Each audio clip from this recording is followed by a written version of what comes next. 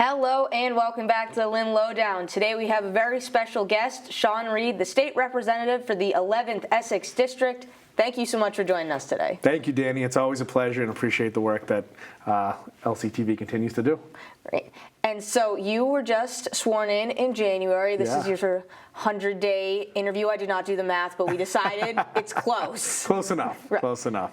So how has this been? I mean, this is a brand new experience for you. Yeah, well, it's flown by. I can't believe it's already been close to 100 days or over 100 days, whatever math we're doing here. But it's obviously a passion of mine. It's something that I've been involved with in local government and working for Senator Crichton in state government. So I've had the background, but we're obviously in unprecedented times. And with everything going on at the federal level, I think state government has really been elevated. So we've been playing a lot of defense and also trying to stay true to our values and our priorities as a state and a district. But I love it.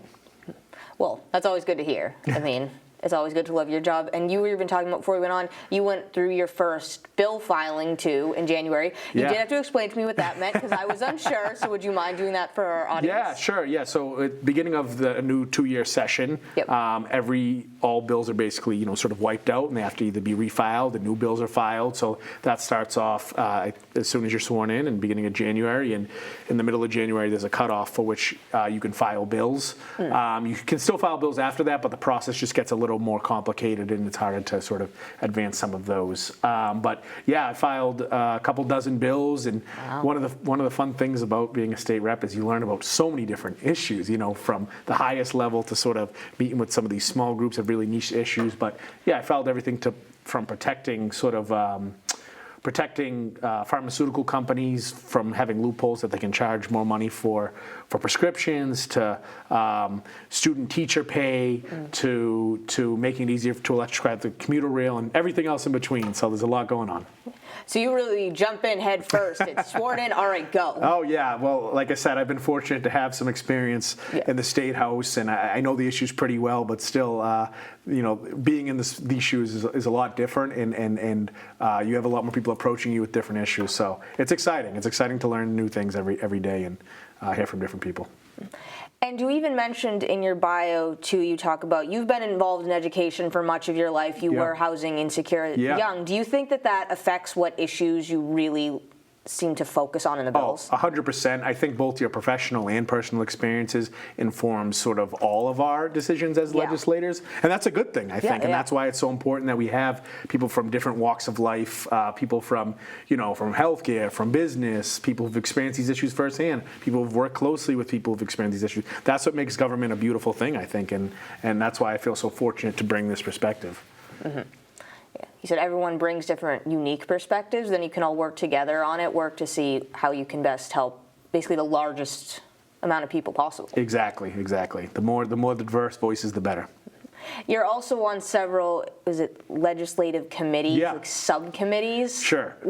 You're on 4 of them, correct? Yes. That feels like a lot, but you can say that better than me. Yeah, no, it is a lot, and I know government can be really confusing, and I really just want to emphasize the importance of committees and sort of explain what they are. So, after bills are filed, they're assigned to a substantive committee. So it's things like housing, things like education, cannabis, transportation. So there's, a few dozen of those substantive committees, and that's where a lot of the work actually happens when it comes to bills. So what happens is once they've been assigned to committees, then there's hearings. For every bill has to have a hearing.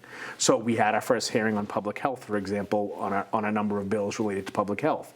Then after that, it's us as the committee of those substantive that actually vote whether to move these bills forward or not. So it's a really important part of the legislative process, and I encourage everyone to get involved or reach out to me if you're more interested in sort of learning about how you can make the most impact in that process. And what subcommittees are you on currently? Yeah, so they're called joint committees. Oh, sorry. No worries. They're called joint committees, and that's because there's Senate members and there's House members on it. That makes sense. So I'm on TUE, which is telecommunications, utilities, and energy, which I think that one speaks for itself. I'm also on mental health, substance use, and recovery. And I'm on public health, as I just mentioned, and I'm also on a House committee, which is steering and policy. But yeah, those are the big three. I think they're very important and timely. TUE, with everything going on with sort of National Grid and Eversource and the rising utility bills, I think it's really timely. Public health, I think it's in the news, every day, especially with the federal stuff. And then, of course, mental health and substance use. It's something that's near and dear to my heart and so many people's heart within this district, in the state, and in this country. So. And I am curious, you're mentioning, at least when I think about government, I think about there's just so many bills that go through. Is that an accurate way of thinking about it? You deal with a lot of bills. Oh, 100%. And there's several thousand bills filed within the Massachusetts legislature every year. Obviously, a lot of them don't make it to the finish line because there's so much sort of that goes into every single bill. But yeah, that's why committees are so important, because it really sort of like breaks it down into different categories, and you have people who can listen to specific issues and decide whether or not we think it's something that's good to go forward this session, or maybe it needs some work and it needs a little touching up, and try again next session. So yeah, it's very hard to keep up with everything, but we have some great people, both advocates at the state level, advocates at the community, who try to inform us, hey, this is a priority. And that's one of the challenges of being a legislature. You got to prioritize and say what's important to you, Because you can't do everything. Exactly, right? exactly. And people who do, it doesn't usually work out well. So. No, and I probably should have asked this starting, but how many members are in the House itself? There's 160 members, and then the Senate has 40, so it's 200 total in the Massachusetts legislature. So divide and conquer, that's a very good idea with those committees. I think so. I would say so too. Yeah. And speaking of priorities, to get specifically in Lynn, because that is Lynn and Nahant are who you represent. Yes. And a big thing was that the ferry's coming back. Yes. We're so excited. I was fortunate to get to work on this as a staffer, and I wrote it often last summer, and it's so good. It's so good to see the governor and the administration really invest in this program. We've been hungry for this for so many years. We've been told there's no demand and, X, Y, and Z excuse. And last year, I think the ridership numbers proved that there is a hunger for this, and it's only going to grow. And, I was there on the first day of the ferry opening along with some other electeds and Jim Caudell, and everyone was smiling. They said, we're so happy it's back. So we really are excited, and we hope that people continue to use it and new people use it, and that we can actually, this isn't a permanent program yet, so we really need to continue to show that people want this. And I just highly encourage everyone. It's free parking. It's not super expensive compared to the commuter rail. Give it a shot, and I think it will be hard for you to go back, especially on those summer days. Oh, I would agree. I took it a few times, even just for fun with my friends. Yeah. This is awesome. Yeah, me and my wife last summer, we just one day on I think it was a Saturday, we did a round trip. We didn't even go to Boston. So, why not? Exactly. It's fun, right? It's a ferry. It's a free ferry. Oh, not free. It's a ferry. But those are things about being a state rep that must be nice too. Yeah. It's the kind of, what's the word, like community related events that you get to do? Yeah, absolutely. Yeah, no, I actually always say, I think before I was in this office, one of my favorite parts of my professional career were getting the first day that the ferry was launched last year, a couple years back, because that was, I know how hard everyone worked on that, and it was something so physical, something you could feel so much happiness in the air when that launched. And you're very fortunate to get to work on some projects locally that if you get to see them into fruition, it's really so rewarding, and you just know how many people worked hard to advocate for those things. Yeah, it was a huge launch. I remember that. Yeah. And it was the really governor awesome. came, and it was Lieutenant Governor. It was great. So.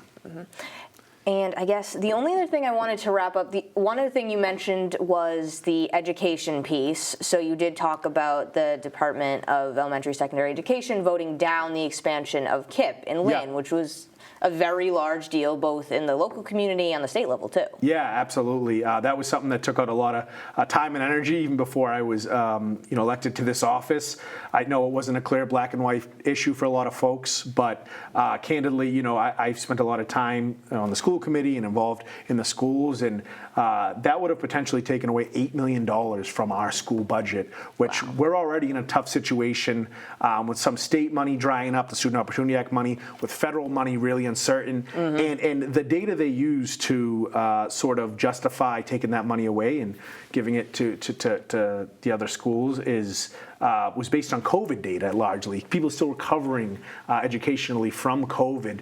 So we thought it was really inequitable, and we're so grateful to the board for seeing our point of view, because that would have been drastic. I don't know where we would have been as a school district right now. And I also want to say, we really appreciate everything KIPP does. This is nothing, against them, but it's just, I don't think it's fair to take money away from us to give it to, other districts when we're hurting very badly right now. So. Yeah, because you were heavily involved with that too as a school committee member as well, because you do so much in the community, and I honestly don't know how you sleep.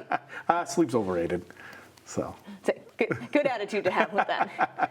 And I know I do have to wrap this in a moment, but was there anything else that I didn't touch upon that you wanted to make sure you mentioned? Yeah, sure. I just want to mention that I've been really making a concerted effort to be out there in the community. I've held office hours in both Lynn and Nahant monthly, and I plan to continue to do so. I also have a newsletter that if you go on my website, which will be on the graphic up here, please, the first thing on my page is sign up for my newsletter. I'm really trying to keep people informed in any way that I can. So, and then third, please never hesitate to reach out. My phone number, my email, all that stuff's on there, and I really look forward to continuing to engage with my constituents. Yeah, I see you out there a lot at a lot of different community events, so you're definitely very active in the community, and I know it's appreciated. I appreciate that. Likewise. Of course. And I just have to thank you again so much for really coming on to talk about these first few months of your political career. Thank you, Danny. I appreciate it. Of course, anytime. And once again, I'm Danny Vittori. This has been the Lynn Lowdown, and we'll see you next week with more guests.